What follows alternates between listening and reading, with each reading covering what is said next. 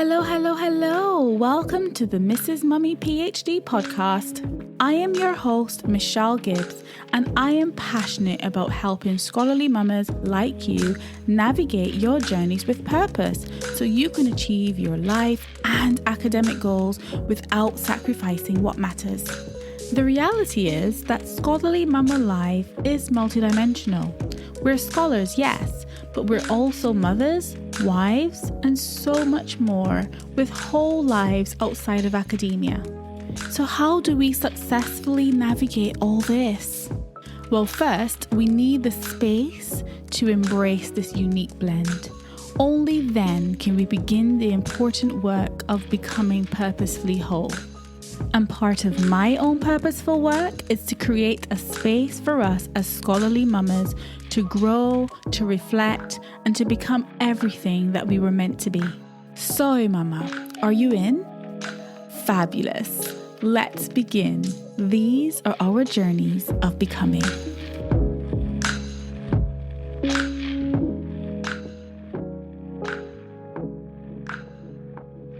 Hey mamas, welcome back to episode 4 of the podcast. Today I want to talk about happiness. You know, as a scholarly mama with so many competing priorities, it's easy to put our happiness to the bottom of our priority list. And even when we actively seek our own happiness, we do so in all the wrong places. We look for external validation to make us happy. We rely on accolades and titles and scholarly achievements to make us feel good about ourselves. But chasing shiny academic success with all the prestige in the world won't give us happiness. One thing I've learned on this scholarly mama journey is that happiness is homemade. So every year around my birthday, I reflect on how life has changed since my last birthday. And of all the birthdays I've celebrated, I think that my 2020 birthday was probably the least celebrated one, and yet the most special one in many ways. And so as I celebrate my milestone birthday, my 40th birthday this month, I do so with gratitude for life and health. So today I want to share with you some of the things that made my 2020 birthday the most special of all. Now that we're living in a post-pandemic phase, it's pretty safe to assume that if you're reading or listening to this, you've probably experienced a couple of pandemic birthdays. So I want to take a moment here to reflect on what mine was like in 2020. So I want to take you back to early 2020. In the UK, we were a few weeks into the lockdown, I believe. And on so many levels, we'd all been forced to adjust to the then socially distanced way of living. And as a friend of mine and I were discussing at the time, the world as we knew it just months prior had vanished. We were living with new norms for the foreseeable future. No doubt that this carried significant consequences for us all, physically, mentally, socially, financially. It forced us to think outside of the box a bit more and instead allowed space for creativity and innovation in the way that we lived. So my 2020 lockdown birthday was a perfect example of this. So as a family, we only ever really dined out at restaurants on special occasions.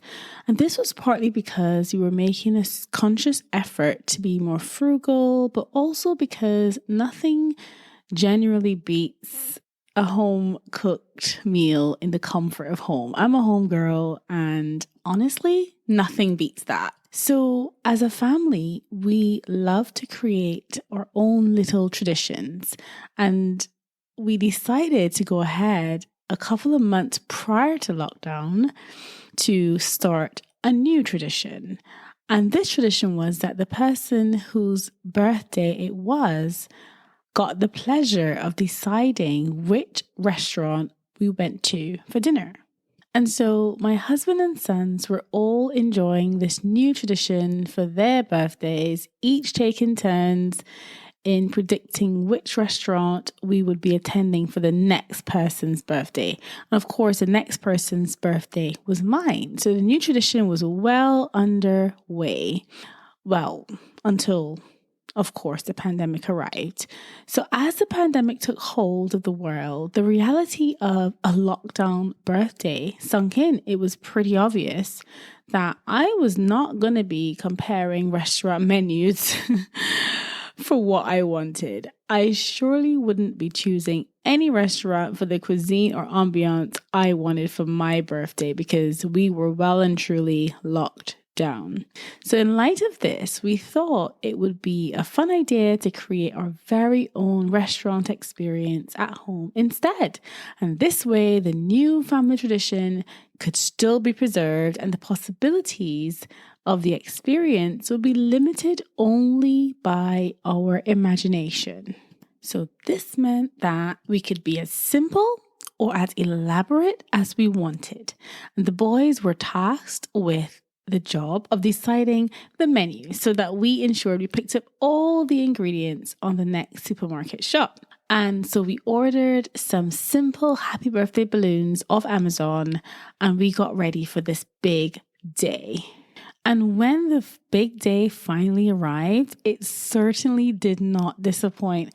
I got up early for a 6 a.m. online conference in Australia, but promptly crawled back into bed as soon as I was finished so that the boys didn't miss the opportunity to deliver breakfast in bed because that was promised. And boy, did they deliver.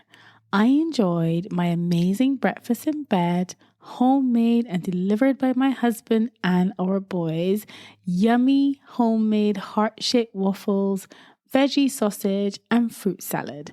And this was alongside their beautiful homemade birthday card and wonderful origami birthday creations made just for me. I could see how much they poured their little hearts and souls into making everything so special for me. They made everything from scratch, helped by Daddy, of course, and managed to carefully balance it all on the tray and bring it upstairs to me in bed, freshly made with love. My breakfast was delivered with smiles, cuddles, happy birthday greetings just to melt the heart. It was actually so special. And I remember it really well because at that time, here in the UK, we were only allowed one outing per day as a household for exercise. So we decided as it was sunny out to go for a family bike ride after breakfast. And we'd done several family scooter rides, bike rides, walks, too many times to count. But this day in particular carried extra meaning and unique significance, especially because you were having to spend so much time indoors due to the lockdown. So for me, it was one of those extraordinary experiences, and yet one that I wanted to cherish forever. Not just because it was my birthday, of course, yes, that too. But I felt so blessed because the world was so full of uncertainty and painful stories of tragic losses due to COVID-19. And this opportunity to cycle and spend quality time with my family simply could not be taken for granted. I just wanted to savor the moment and just hold on to it.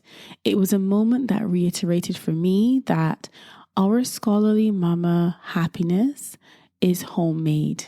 So as I took it all in, a deep sense of gratitude for the moment itself came over me. My responsibilities were great. Of course, I had loads of things on my plate, but my purpose was greater. I could taste the freshness of the spring air blowing gently over my face as I took each breath. The beauty of the swans on the lake caught my eye as they looked after their young ones, shielding them from the potential danger of human onlookers. Our older son and I cycled side by side as I took up his invitation to have a short cycle race just between us. I could feel the blood flowing through my body in excitement. I could see the same was happening for him too. Despite the unprecedented nature of these circumstances, I found myself imagining our sons much older and reflecting on this part of their childhoods. This sparked a renewed commitment to make sure that that time was fun and memorable as much as possible for them. So I gazed on my husband's beautiful brown eyes glistening in the sun and his gorgeous and timeless smile. We stopped briefly to share a few sips of water. We've always been the best team, and this time was no different. One thing I knew for sure was that our love was unshakable. I simply cherished every moment, and after what was a lovely time spent outdoors, we made our way back home together. So once I'd caught up on all the happy birthday messages and calls from family and friends abroad, we began our all hands on deck birthday preparations, cooking the food, hanging the birthday decorations, and just decorating our dining table. And so when everything was ready, we got fully dressed up, and made our way to our very own homemade restaurant, i.e. our dining table downstairs. And it was time for Mummy's lockdown birthday dinner. You wouldn't believe the excitement of dressing up to sit down at our own dining table. It was literally palpable. Side effect of the lockdown? Probably. With the dining table set and instrumental jazz music playing in the background for the ambiance, we began our starters. We placed each of our orders from the specially printed homemade restaurant menus. Drinks also arrived as well, and as you guessed it, nothing but the finest fruit juice and water. We enjoyed those starters restaurant style. I could see just how excited the boys were as we took turns serving once the meals were ready. And then it was time for the mains. My husband and I opted for the mouth-watering tropical paradise dish, while the boys went for the exquisite taste of Italian option. Yes, you'd better believe we named our dishes for the occasion. We ate and we chatted over our in-house restaurant style dinner and reflected on how we'd somehow managed to create an unforgettable experience. The icing on the cake literally was the entry of the family homemade chocolate birthday cake topped with a glowing Super Mario Brothers candle, chosen by the boys, of course, and the sound of the most important people in my life lifting their voices to the tune of Happy birthday, dear Mummy. It was simply beautiful. It brought a tear to my eye.